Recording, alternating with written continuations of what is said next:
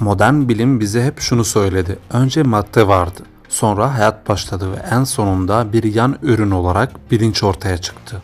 Yani bizler evrenin devasa çarkları arasında tesadüfen oluşmuş birer biyolojik gürültüyüz. Ama ya bu sıralama tamamen yanlışsa? Ya bilinç maddenin bir sonucu değil de kütle çekimi veya elektromanyetizma gibi evrenin dokusuna işlenmiş temel bir kuvvetse? Ya gerçeklik ancak bir gözlemci tarafından fark edildiğinde gerçekleşiyorsa? Bugün farkındalığın sadece beynimizin içinde hapsolmuş bir hayal olmadığını, aksine atom altı parçacıklardan galaksi kümelerine kadar her şeyi bir arada tutan hesaplanabilir bir kozmik sabit olduğu ihtimalini keşfediyoruz. Bakmak sadece görmek değildir. Bakmak belirsizliği kesinliğe, kaosu maddeye dönüştüren evrensel bir mühendislik eylemidir. Şimdi evrenin en büyük sırrına, yani kendimize dışarıdan bakmaya başlıyoruz.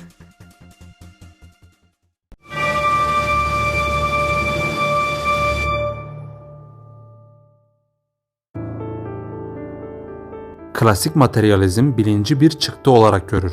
Bir bilgisayarın ekranındaki görüntü gibi kablolar ve devreler yani nöronlar çalıştığında görüntü yani bilinç belirir. Ancak bu modelde büyük bir açık var. Niteliksel deneyim.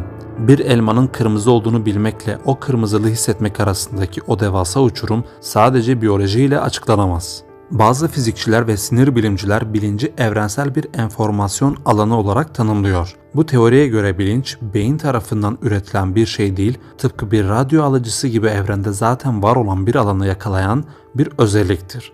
Eğer bilinç kütle çekimi gibi her yerde hazır ve nazır bir kuvvetse, evrenin ilk saniyelerinden beri oradaydı. Bu da bilincin maddenin ortaya çıkardığı bir sonuç değil, maddenin nasıl organize olması gerektiğini söyleyen temel bir yasa, bir kozmik donanım seviyesine çıkarır. Eğer bilinç evrensel bir kuvvetse kütle çekiminin maddeyi çekmesi gibi bilinç de enformasyonu anlamlı bir gerçekliğe çeker. Bizler sadece bu kuvvetin en yoğunlaştığı ve farkındalığa ulaştığı biyolojik antenleriz. Evet, bir gözlemcinin atom altı dünyadaki dalga fonksiyonunu çökerttiğini biliyoruz.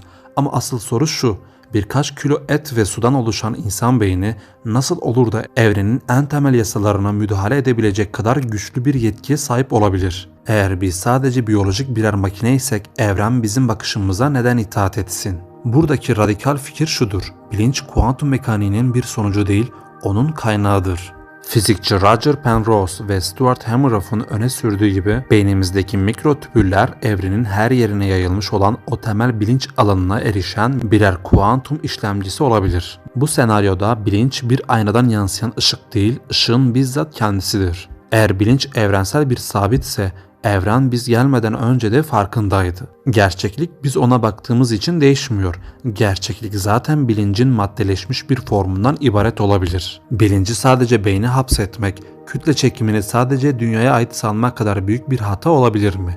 Bilim dünyasında giderek daha yüksek sesle tartışılan panpsişizm teorisi bilincin biyolojik bir evrim sonucu değil, temel bir özellik olduğunu öne sürüyor. Yani bir elektron sadece bir yük taşıyıcısı değil, aynı zamanda evrensel farkındalığın en sabit, en atomik birimidir. Bu taşların düşündüğü anlamına gelmiyor. Bu bilincin bir spektrum olduğu anlamına geliyor. Nasıl ki ısı mutlak sıfırdan güneşin kalbine kadar her seviyede varsa, bilinç de bir elektronda titreşim, bir insanda ise farkındalık olarak kendini gösteriyor olabilir. Eğer bilinç evrensel bir sabitse evrendeki her atom, her foton aslında bu devasa duyarlı alanın birer pikselidir. Beynimiz ise bu pikselleri yüksek kaliteli bir filme dönüştüren gelişmiş bir işlemciden fazlası değildir. Eğer bu doğruysa evren cansız bir makine değil, her hücresiyle hisseden, ölçen ve geri bildirim veren devasa bir organizmadır. Maddenin karmaşıklığı arttıkça bilincin çözünürlüğü de artar. Bizler evrenin kendi kendini fark ettiği